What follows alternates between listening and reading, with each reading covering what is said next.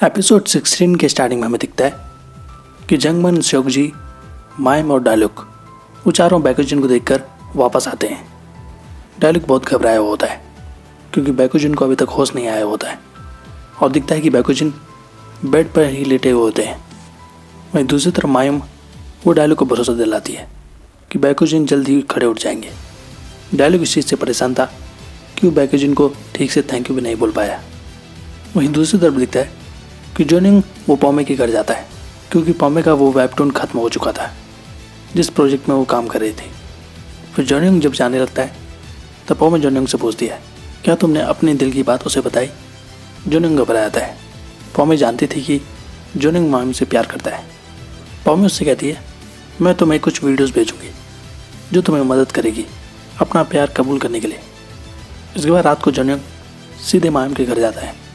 Mime की माँ और बहन जोनिंग को देखकर बहुत खुश होते हैं और माइम भी जोनिंग को देखकर खुश होती है।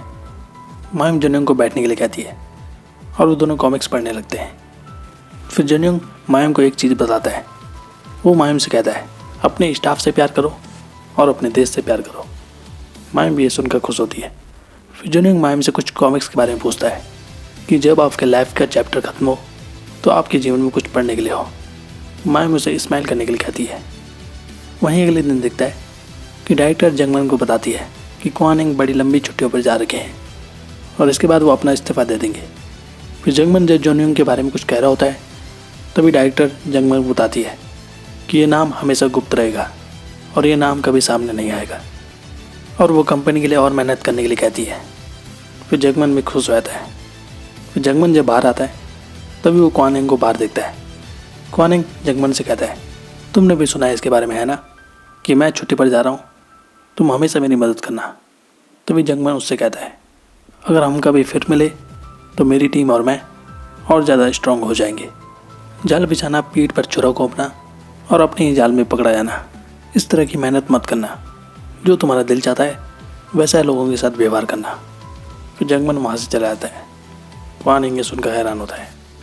वहीं बाहर जाकर जंगमन जोनिंग को बताता है कि वेबटून टीम गेम टीम के साथ कोलैब कर रहा है और वो जोनिंग को उस टीम को लीड करने के लिए कहता है क्योंकि वो लॉन्ग टर्म प्रोजेक्ट था। जोनिंग सुनकर हैरान होता है और जंगमन जोनिंग को ये भी बताता है कि डायरेक्टर ने कहा कि वो तुम्हारा नाम हमेशा गुप्त रखेंगे।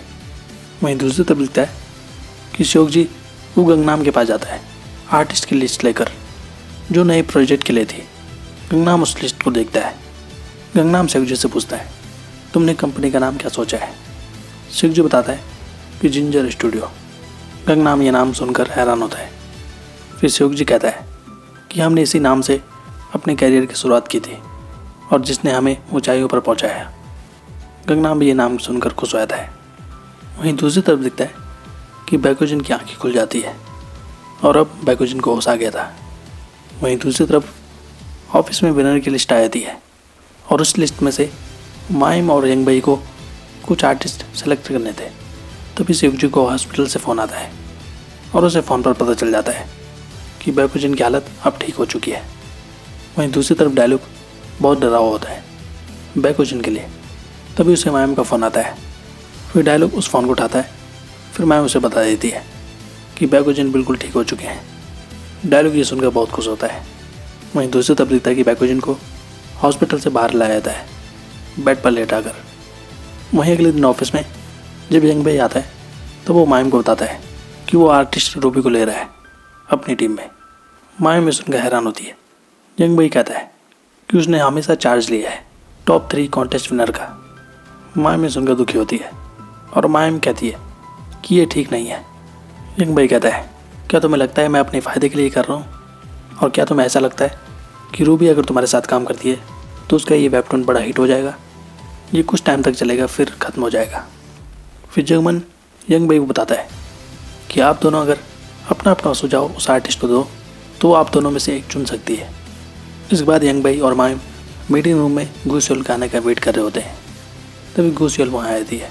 वो दोनों गूस्योल को देखकर हैरान होते हैं क्योंकि उन्हें पता नहीं था कि वही आर्टिस्ट है जिस लड़के ने यंग भाई के कारण जॉब छोड़ दी थी। शोले ने ट्रबल टेबल कॉन्टेस्ट जीता था। यंग भाई ये देखकर हैरान होता है। यंग भाई उससे पूछता है, क्या तुमने ट्रबल टेबल में काम किया है? तो वो लड़की हाँ कहती है। वो बताती है कि उसने ट्रैवल एजेंसी में काम किया है और काम करते वक्त उसने वेबटून को भी संभाला है। मायम उसके काम की तारीफ़ करती है। मायम उससे कहती है, तुमने मुझे इसके बारे में पहले क्यों नहीं बताया, ये बहुत ही अच्छा है। शोले कहती है कि वो उसे अपने दम पर हासिल करना चाहती थी। वो बताती है कि उसे काम करते वक्त वेबटून को ड्रॉ करना बहुत अच्छा लगता था, इसलिए वो वेबटून को ड्रॉ करती रही। यंग बॉय शोले को बताता है कि वो दोनों में से एक चुन सकती है जिस पीढ़ी के साथ उसे काम करना है। इसके बाद मायम गंगनाम से मिलने के लिए जाती है। गंगनाम नए वेब आर्टिस्ट की तारीफ करता है जिनका मेरा लिस्ट में सिलेक्शन हुआ था। फिर अगले दिन ऑफिस में आखिर शोले आ जाती है जहाँ मायम और यंग भाई उसका इंतजार कर रहे होते हैं और शोले आखिरकार अपना डिसीजन बता देती है और वो मायम को चुन लेती है अपने पीढ़ी के रूप में, यानी कि अब वो मायम के साथ ही काम करेगी। यंग भाई सुनकर थोड़ा दुखी हो जाता है और वो फिर मीटिंग रूप से चला जाता है। इसके बाद मायम गंगनाम के पास जाती है। वहाँ गंगनाम उसे बताता है कि वही गुमेयो प्रिंसेस की पीढ़ी इंचार्ज बनी रहेगी।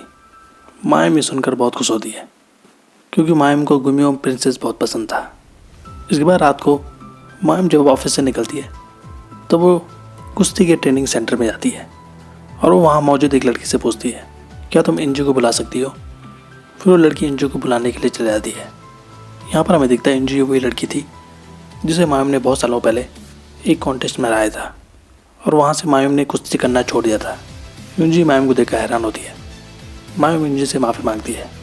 फिर इंजी मायम को गले लगा देती है और मायम रोने लगती है और दिखता है कि इंजी की 2 उंगलियों पर चोट आई हुई थी। मायम भी उसे गले लगाती है। वहीं दूसरी तरफ दिखता है कि जुनयोंग वो मायम को फ़ोन लगाना चाह रहा था अपने दिल की बात कहने के लिए, लेकिन वो फ़ोन नहीं लगा पा रहा होता है। तभी उसे खुद ही मायम का फ़ोन आता है। मायम उसे एक रेस्टोरेंट में आने के लिए कहती है। फिर जुनयोंग जब वहाँ जाता है तो वो देखता है कि मायम ड्रिंक कर रही है। मायम जुनयोंग को बता देती है कि वो आज जूडो के ट्रेनिंग सेंटर में गई थी और वो उस लड़की से मिली जिसे उसने बहुत सालों पहले एक कॉन्टेस्ट में हराया था और उसने उससे माफ़ी मांगी। मायम खुद को बहुत खुश महसूस कर रही थी। वहीं अगले दिन दिखता है कि मायम की बहन जब यूट्यूब के लिए वीडियो बना रही होती है तो इस काम में उसके मम्मी पापा भी मदद कर रहे होते हैं उसके वीडियो बनाने के लिए। और वहीं दूसरी तरफ ओयुन भी वेबटून विच का रिव्यू देख रहा होता है और उसे उसका रिव्यू बहुत पसंद आ रहा होता है क्योंकि वेबटून विच उसके वेबटून के बारे में बहुत अच्छा कह रही होती है। वहीं दूसरी तरफ दिखता है कि बैगोजिन अब चलने लग गया था और उससे मिलने डोंगी आता है और डोंगी बैगोजिन का हालचाल पूछता है। वहीं दूसरी तरफ जिंजर टोन में जंगमन डायरेक्टर को बताता है कि बैगोजिन जल्दी काम पर आ रहे हैं। डायरेक्टर भी जंगमन से खुश थी कि जो उसने वादा किया था उसको उसने पूरा कर दिखाया। फिर डायरेक्टर जंगमन को ऑफिस को स्विच करने के लिए कहती है क्योंकि जहाँ जंगमन काम करता था वो ऑफिस बहुत छोटा था। जंगमन ये सुनकर बहुत खुश होता है क्योंकि उसे नया ऑफिस मिलने वाला था। इसके बाद जंगमन जब ऑफिस में आता है तब वो यंग भाई को देखता है कि वो नए वेब आर्टिस्ट से मिल रहा था और उस वेब आर्टिस्ट से बहुत अच्छे से बात कर रहा था। वहीं दूसरी तरफ मायम जब घर पर जाती है तो वो देखती है कि उसके घर पर शोले और विजी ने आ रखी है। वो उनको देखकर बहुत खुश होती है। तभी वहाँ डायलॉग भी आता है। डायलॉग ने अपने बालों को छोटा कर दिया था। वो दोनों लड़कियाँ डायलॉग को देखकर बहुत हैरान होती है क्योंकि डायलॉग बहुत स्मार्ट दिख रहा था और मायम भी उसे देखकर हैरान होती है, यहाँ तक कि मायम की बहन भी। इसके बाद मायम की बहन अपने यूट्यूब चैनल पर उन तीनों का इंटरव्यू लेती है। इसके बाद रात को श्योगजी हाइमे से मिलने के लिए गया होता है। अब हाइमे को उसके बारे में पता चल गया था कि श्योगजी जिंजर स्टूडियो में काम कर रहा है एक को CEO बनकर।